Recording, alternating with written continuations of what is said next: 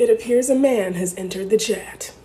And you're wrong. Let's explore why. So despite actual statistics stating that men are actually the fuck alone because y'all refuse to expand your emotional vocabulary because bitches are not dealing with y'all horse shit anymore, even in an article, y'all are still not believing this. We are okay with being childless and alone at the cost of y'all emotional abuse. Now, wait. You might be thinking, but wait, I'm not abusive. The definition of abuse is the intentional misuse of something. By you intentionally not taking your motherfucking ass to therapy and talking about all the things that plague you, you are neglecting your bitch. And she's not tolerating this shit no more. Y'all think bitches just want to argue with y'all because y'all refuse to expand your emotional vocabulary. We don't. It's to provide clarity for both us and y'all dusty bitches. Let me stop. This shit really truly irks me because when I say you need to expand your emotional vocabulary, it's so your life can be easier. Don't you want to be able to communicate with your bitch? I think yes, right? It used to be where men provided financially or with schmeat and bitches can make their own self come and we can pay for our own shit. So I'm gonna need y'all to catch up on the emotional part. If a bitch is telling you, I need you to communicate more, open your fucking mouth. A common misconception about me as a clinician is that 90% of my clientele have been men. Black men specifically. And what we specifically work on is expanding their emotional vocabulary because a lot of y'all motherfuckers don't even have the words to express how you're feeling. When bitches are telling y'all to go to therapy, it's not for us, it's for y'all sad motherfuckers. Soon after. Well, hello. It's your friendly neighborhood therapist who thought she could save these hoes, but got her job terminated as a result. Story time? I think yes. Shit you not, I posted a video on Monday telling men that their dusty behavior is only harming them and that they would benefit from emotional intelligence, and I shit you not, by Friday, didn't have employment. All of this started with a Psychology Today article stating that men are lonelier than ever because they have no fucking emotional skills. And I agreed. And doubled down and told y'all that y'all lives would radically improve if you expanded the shit that came out your mouth. But instead of healing, y'all will do anything but that. Instead of being accountable like, hey, this bitch see me, and stirred a little bit, y'all got so hurt that you contacted massa. That's exactly what happened. First, the post goes viral on Twitter. Cause y'all need fucking help. And y'all wanted to argue with bitches blue till they fucking blue in the face. Some of you hoes is not gonna be saved. And that's the conclusion that I've come to.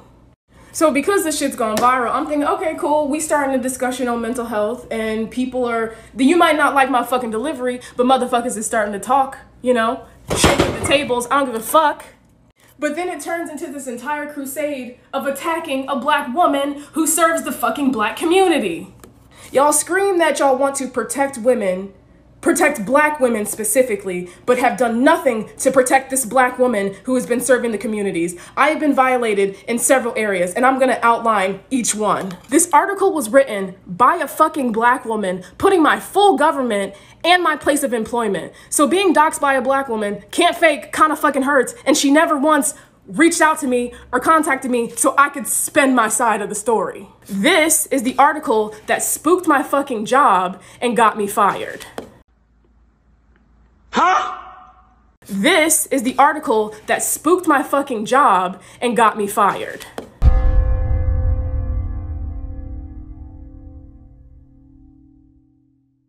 Let's talk about that therapist that went viral over the weekend. Like, went viral and then lost her job in the same week. All right. So if you want me to be honest about that situation, I don't want to police whether or not she should be making videos because what she does in her free time is her thing. I make videos and I'm fully aware that if I make a video that goes viral and maybe they don't like the offensive language that I use or whatever they don't like about the video, that I am able to get fired for it. Like, I didn't come into this thinking that I can't get fired for the things that I say.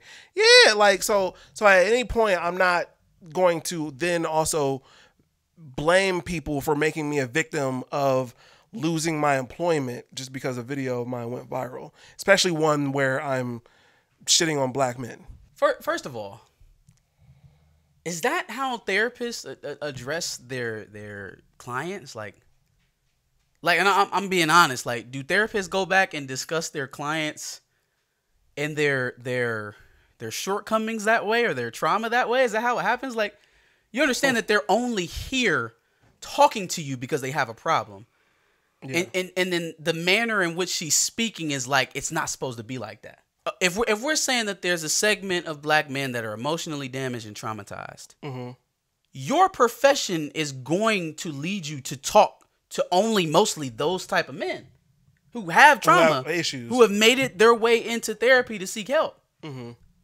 That's number one. So the idea that most of her patrons or most of her clients have that type of issue shouldn't be a surprise to you, because you're a therapist. You're not a chiropractor. Yeah. The people that are coming to you usually have emotional damage. That's what your job is. Yeah. What's not your job is to berate them. What's not your job is to talk about your profession with colloquialisms or slang. Not that you can't use those terms, but a lot gets lost in translation when you're trying to give it like that. Especially and I can't even call what you did lost in translations, because it was just outright aggressive to people that you're claiming need help. Look at the comments. Oh, why y'all want to be coddled? If anyone does coddling, it's a therapist. They may make you face hard points or hard truths, but they for damn sure don't cuss you out. That's a first for me. And then the double down. Oh my God. It just kept getting worse. Like, she came out with all that heat and all that vitriol. Then she came back crying. And then when she got fired, it was back to heat and anger. Yeah. The irony in the fact that, and we were obviously part of this, and which is why we're saying the same thing here. The irony in the fact that you can't take the way that Kevin Samuels delivers his message. Thank you. But then now we're saying the same thing about Homegirl, and I've been sitting on this one all weekend. So and I feel fine saying this, because we actually we critiqued Kevin Samuels. So we don't like Kevin Samuels because of the way that he addresses black females. Count ourselves as one of them. Yep. Right? We don't like Kevin Samuels because of the way that he talked to black women. Surely not because of his sentiments. It's not the merit of what it is he's saying. It's why he has to feel like you need to talk about the most visceral parts of somebody's shortcomings to give them advice. But it's completely fine for a licensed therapist, not a dating coach from YouTube, a licensed doctor, to speak to her patients that way. And the only reason why I'm going that hard is because it was a lot of y'all. It was a lot of y'all that felt like it was just so wrong for her to get in trouble at all for what she did. Like, even if you agreed with what she said, you can't possibly think that somebody can come out and say and do that, it get blown up like that, and there's no repercussions.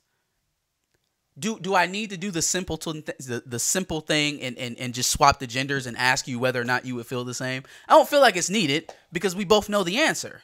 You would never let a man condescend to women like that loudly and not have anything to say back about it. And don't turn it back on the people who might have called on her upset, because it was probably one of her clients that ended up calling. Even more irony, in the video, she specifically pointed out an article that was written by a black woman, not a black man. And get the hell on.